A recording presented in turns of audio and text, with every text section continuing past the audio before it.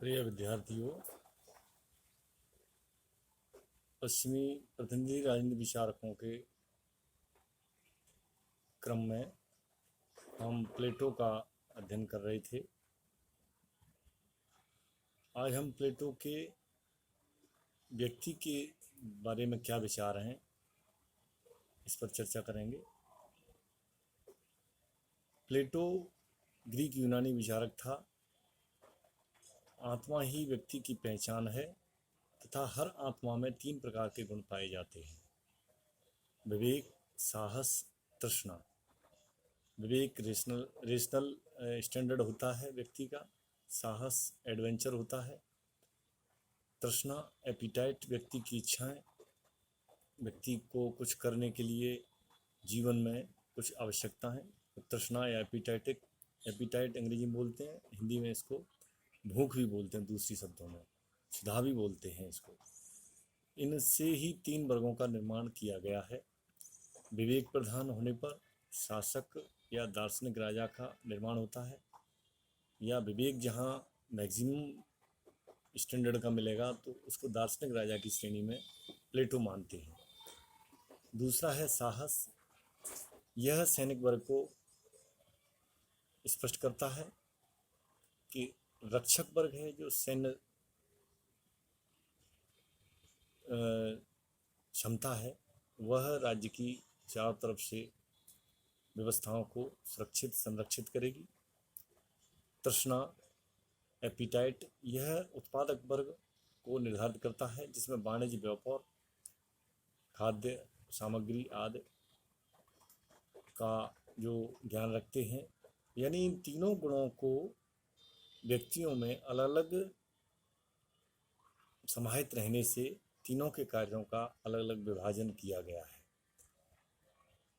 राज्य व्यक्ति का बृहद रूप है, प्लेटो ने ऐसा माना है। प्लेटो राज्य और समाज में अंतर नहीं करते हैं।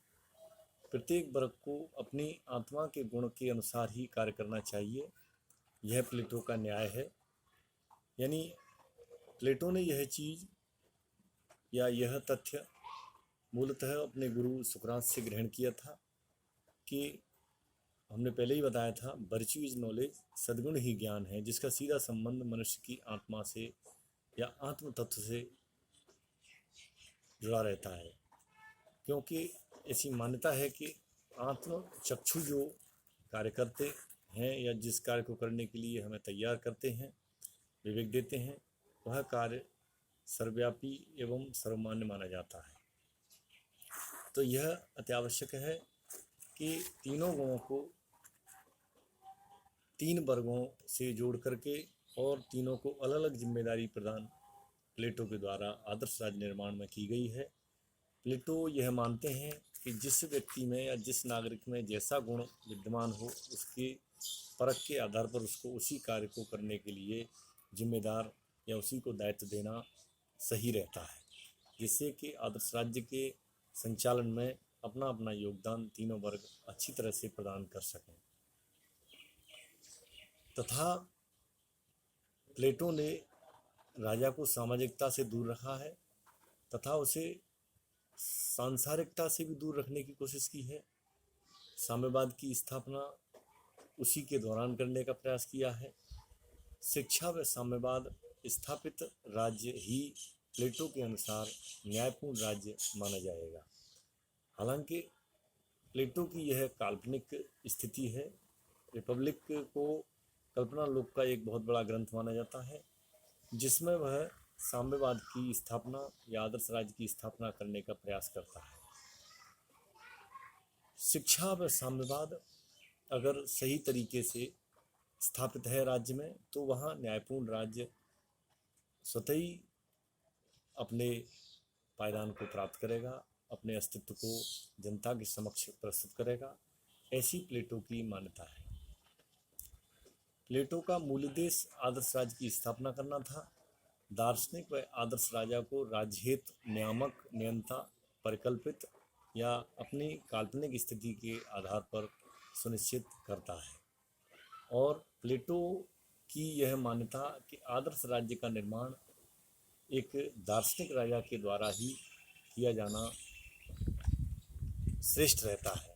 अगर दार्शनिक राजा अपने आप में विवेकी है, सद्गुणी है, सदाचारी है, आत्म प्रकटीकरण करने वाला, आत्मा के स्तर को जनता के सामने रखने वाला, आत्म अभिव्यक्ति के आधार पर, आत्म अवलोकन के आधार पर वह राज्य को संचालित करने के लिए जवाबदेही एक दार्शनिक राजा को निर्मित करता है।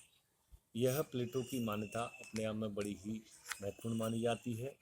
वर्तमान राज्यों में भी हम देख सकते हैं कि किस तरह से लोकतांत्रिक प्रणालियां चल रही हैं, लेकिन वहाँ लोकतंत्र को इस तरह से नहीं चलाया जा रहा है कि जिस तरह से व्यक्ति की आत्मा या व्यक्ति का मानसिक स्तर या व्यक्ति का जो आंतरिक भाव है वह कितना सत्य पर आधारित है, जनता के लिए कितना जवाबदेही है और वह जनता उसको कितना स्वीकार करती है।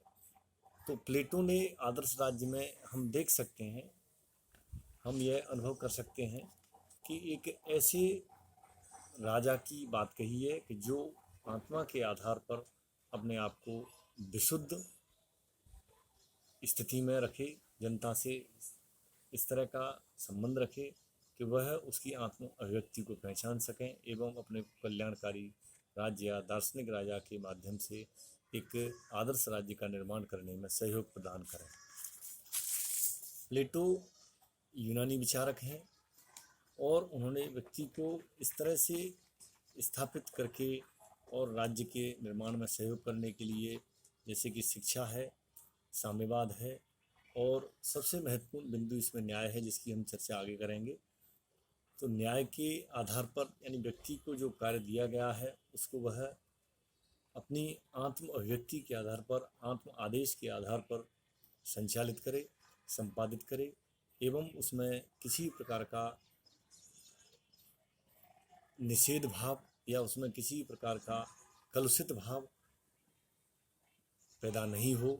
यह प्लेटो की सबसे बड़ी बात है कि वह न्याय के आधार पर एक ऐसे वातावरण का निर्माण करने का प्रयास करता है कि वह जनता को कल्याणकारी या सद्भावी बनाने में सहयोग प्रदान करे।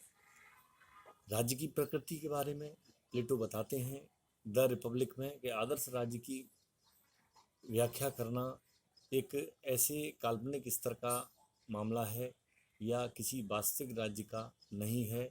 यह बिल्कुल सही बात है कि प्लेटो ने व्यक्ति की अपेक्षा राज्य को प्राथमिकता दी है, क्योंकि राज्य के निर्माण से ही वह व्यक्ति के निर्माण को निश्चित करते हैं। हालांकि एक दूसरे के पूरक भी हैं ये, कि व्यक्ति के चरित्र निर्माण से एक राज्य के निर्माण को हम आगे बढ़ा सकते हैं। तो रिपब्लिक एक ऐसा इनका ग्रंथ है कि जिसमें आदर्श राज्य की व्याख्या की गई है और उस आदर्श राज्य में एक ऐसा सामाजिक सरोकार या ऐसा वातावरण बनेगा कि जिससे संपूर्ण जनता अपने आप को सुखी, सुखद, सद्भावी एवं सदाचारी व कल्याणकारी भावना से ओतप्रोत निश्चित करेगी। यह उसकी मूल मान्यता रही है। इसी क्रम में हम प्लेटो के कुछ प्रश्नोत्तर भी पेपर की दृष्टि से छोटे छोटे हैं उनको स्पष्ट कर रहे हैं। जैसे कि प्रश्न पूछे जाते हैं, प्लेटो की शिक्षण संस्था का नाम क्या था? तो इसको विद्यार्थी कई बार गलत करके आते हैं। ध्यान रखें, कोई इस तरह का नाम विशेष नहीं था, न कोई इस तरह का कोई उसका प्रोपेगेंडा था। उसका सीधा सीधा नाम था अकादमी। अंग्रेजी में एकेडमी बोलते हैं। एकेडमी आज भी हम देख सकते हैं कि कई शैक्षणिक संस्थाओं को एकेडमी के नाम से भी जाना जाता है। तो ध्यान रखें, उस संस्था का नाम अकादमी था। दूसरा है, प्लेटो की अकादमी के द्वार पर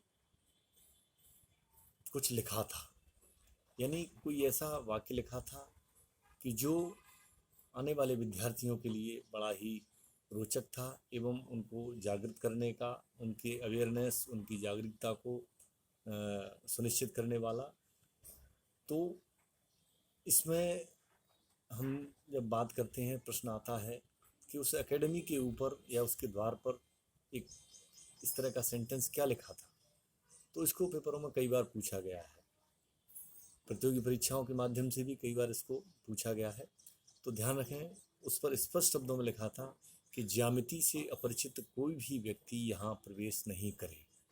देखिए, यहाँ ज्यामिति, जिसको अंग्रेजी में ज्योमेट्री बोलते हैं, वह एक ऐसा गणित का ही विषय है कि जिसमें तार्किकता, क्षमता, बुद्धि, कौशल, विवेक, सम्मति या विवेक की कुशाग्रता को निश्चित करने के लिए या तार्किक क्षमता को निश्चित करने के लिए ज्योमेट्री को सबसे ज़्यादा कारगर मानते हैं। जो ज्योमेट्री अपने आप में एक ऐसा विषय है जो व्यक्ति के दिमाग को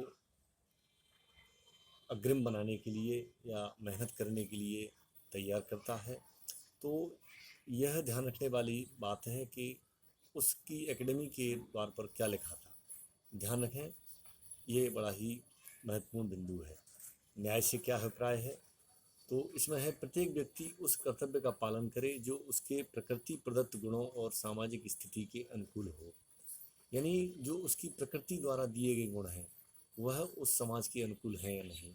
यह बड़ी ही रोचक स्थिति है कि न्याय के आधार पर हम व्यक्ति के गुणों को किस तरह से व्याख्यायित कर सकते हैं। प्लेटो के समय के दो प्रसिद्ध यूनानी राज्यों के नाम थे। यह स्पष्ट है, दो नाम आते हैं, एथेंस और दूसरा स्पार्टा। ये यूनानी नगर राज्य हैं। प्लेटो के अनुसार आदर्श राज्य की जनसंख्या कितनी होनी चाहिए, तो ध्यान रखें यह प्रश्न अपने आप में 5040 की डिजिट को राज्य के आदर्श जनसंख्या रूप में निष्पादित करता है। एक प्रश्न और इसमें बनता है छोटा सा कि प्रथम फांसीवादी किसे कहा जाता है, तो ध्यान रखें प्रथम फांसीवादी विचारक प्रख्यात यूनानी दार्शनिक सुकरात के शिष्य प्लेटो को ही माना जाता है। ध्यान रखें प्लेटो को अफलातून भी कहा जाता है। प्लेटो अपने आप में एक ऐसे विचारक थे जो आदर्श राज्य की स्थापना करने वाले बहुत बड़े विद्वान माने गए हैं पश्चिमी इतिहास में। आज के लिए इतना ही, धन्यवाद।